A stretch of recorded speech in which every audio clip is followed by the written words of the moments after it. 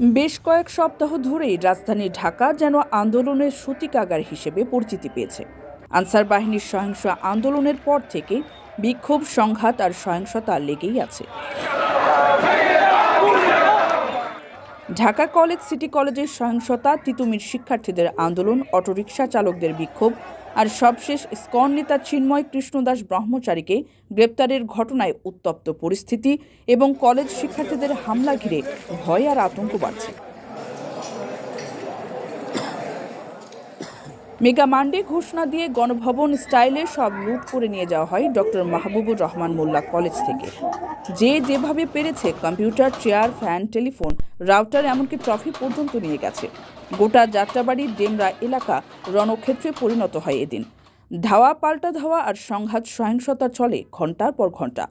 আগাম ঘোষণা থাকলেও সংঘাতময় পরিস্থিতি এড়ানো যায়নি। এ নিয়ে সমালোচনাও শুরু হয়েছে।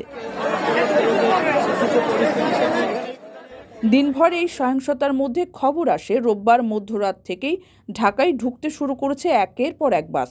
দেশের বিভিন্ন জেলা থেকে রাজধানীর শাহবাগে লোক জড়ো করা হচ্ছে। অন্তত 10 লাখ মানুষের সমাগত ঘটাতে চায় তারা।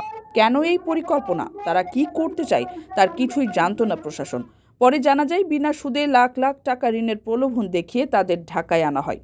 বলা হচ্ছে অন্তর্বর্তী সরকারের বিরুদ্ধে নতুন কোনো ষড়যন্ত্র করতেই সাধারণ মানুষকে টোপ হিসেবে ব্যবহার করা হচ্ছে। মেগা মান্ডের উত্তেজনা এখানেই শেষ নয়, সন্ধ্যায় যেন নতুন করে উত্তাপ ছড়ায়। বাংলাদেশের ইসকন নেতা চিন্ময় কৃষ্ণদাস ব্রহ্মচারীকে গ্রেপ্তারের ঘটনায় উত্তপ্ত হয়ে ওঠে রাজধানী।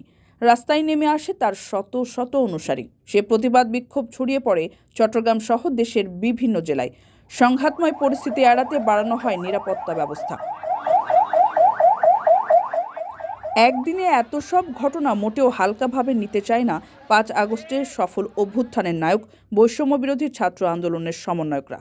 তাই মধ্যরাতে সংবাদ সম্মেলন ডেকে সবার সমন্বয়ে জাতীয় ছাত্র সংহতি সপ্তাহ পালনের ঘোষণা দেওয়া হয়।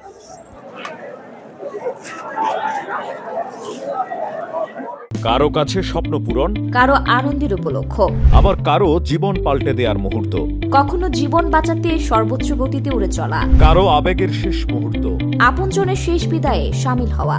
এমন সব ইচ্ছে পূরণে সর্বনিম্ন ভাড়ায় দ্রুতগতির বাহন প্রবাসীর হেলিকপ্টার। আপনার প্রয়োজনে যোগাযোগ করুন আমাদের হটলাইনে।